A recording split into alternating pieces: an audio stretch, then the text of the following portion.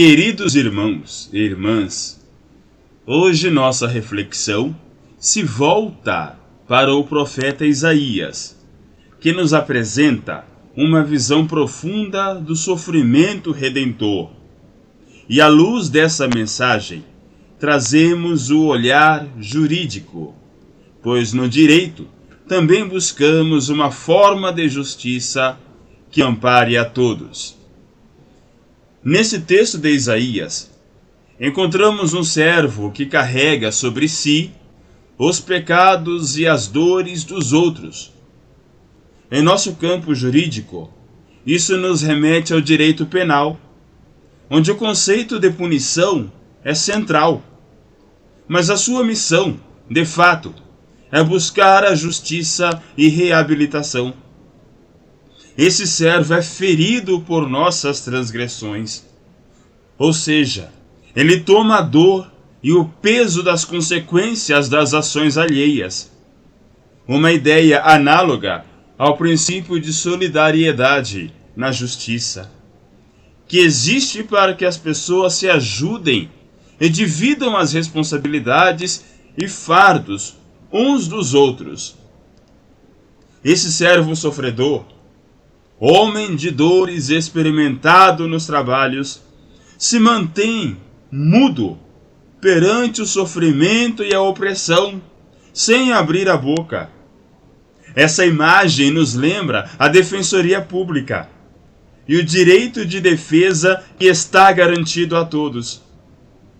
Assim como o servo permanece calado, muitos, por falta de recursos ou oportunidades, também não têm voz. O defensor público é, então, aquele que dá voz a essas pessoas, que intercede e, ao final, busca fazer justiça para aqueles que foram silenciados. Ele é levado ao julgamento, e da opressão e do juízo foi tirado. Mas ainda assim, sua condenação permanece. Aqui vemos o reflexo de um sistema que, como servo, muitas vezes carrega o peso das falhas humanas, das injustiças que ainda existem. Em direito constitucional, somos lembrados de que todos têm o direito a um julgamento justo, onde os erros são corrigidos e os princípios são respeitados. O servo foi contado com os transgressores, mas nunca cometeu injustiça. Ele carrega a culpa de muitos, assim como no direito civil, que fala sobre a responsabilidade e a compensação. A responsabilidade civil é o meio pelo qual buscamos reparar o que foi quebrado, a dor causada ao próximo, assim como o servo carrega sobre si a transgressão de todos nós. Esse texto, retirado de Isaías 53, é amplamente interpretado como uma profecia sobre a vinda do Messias e o papel de sacrifício de Jesus Cristo em prol de toda a humanidade. Em termos jurídicos e analíticos, é possível examinar esse texto sob uma perspectiva de justiça restaurativa, expiação e intercessão, conceitos centrais na filosofia jurídica e teológica. 1. Justiça restaurativa e expiação.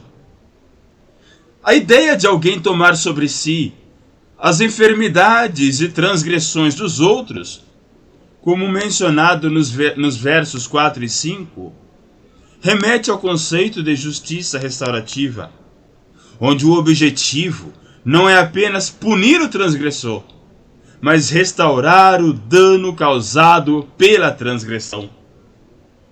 A imagem do servo sofredor, que se sacrifica para restaurar a paz e sarar as pisaduras dos outros, é uma ilustração de como a expiação é vista como um meio para alcançar reconciliação e cura coletiva. 2. A responsabilidade e o inocente sofredor. A narrativa apresenta um inocente que é punido injustamente pelos pecados dos outros. Esse tema está presente em muitos sistemas jurídicos que analisam o princípio da responsabilidade, o que é particularmente controverso quando a punição recai sobre um inocente. Em Isaías, essa escolha de Jesus é voluntária, com o servo aceitando o sofrimento para salvar os outros, o que abre muitas discussões sobre os limites do altruísmo e da responsabilidade assumida em prol da coletividade. 3. Intercessão pelos transgressores.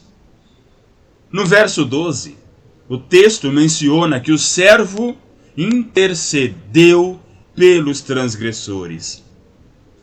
Essa passagem oferece uma visão de um sistema onde o intercessor age como uma espécie de mediador ou advogado para os culpados, assumindo uma postura de advocacia espiritual em favor daqueles que merecem punição. Essa intercessão relembra a figura do advogado no direito penal, que representa o réu e tenta assegurar que ele receba uma punição justa e um julgamento equilibrado. 4. O conceito de redenção é imputação de culpa. O servo é descrito como alguém que carrega o pecado e a culpa dos outros. Do ponto de vista teológico e jurídico, isso alude ao princípio da imputação, em que a culpa de um é transferida a outro. Na prática, embora nosso sistema jurídico penal moderno não transfira penalidades diretamente, a figura do fiador ou do responsável civil é, em certa medida, uma aplicação desse conceito. Isaías 53, portanto, utiliza uma linguagem de sacrifício e justiça para descrever o ato redentor do Messias, aplicável, simbolicamente, a conceitos de justiça restaurativa e de expiação. A passagem convida a uma reflexão sobre até onde a responsabilidade pode ir para restaurar a justiça e a paz, e como o sacrifício e a intercessão podem ser considerados atos de profundo valor jurídico e moral em contextos de comunidade e de reparação. E por fim, queridos, vemos o servo receber a sua recompensa ao compartilhar o despojo entre os poderosos. No direito trabalhista, podemos ver reflexos desse princípio, pois após a sua obra de redenção e do seu sofrimento, ele colhe o fruto do trabalho da sua alma. Assim, o nosso direito também protege o trabalhador, garante a dignidade e zela para que, depois do labor, ele possa encontrar satisfação e recompensa justa.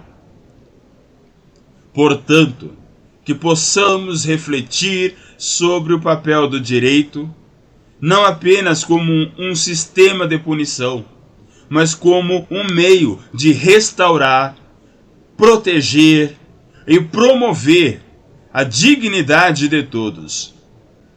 Que possamos, assim como o servo, sofredor, buscar a justiça com compaixão, dividindo nossos fardos e buscando a paz para cada um de nós. Amém.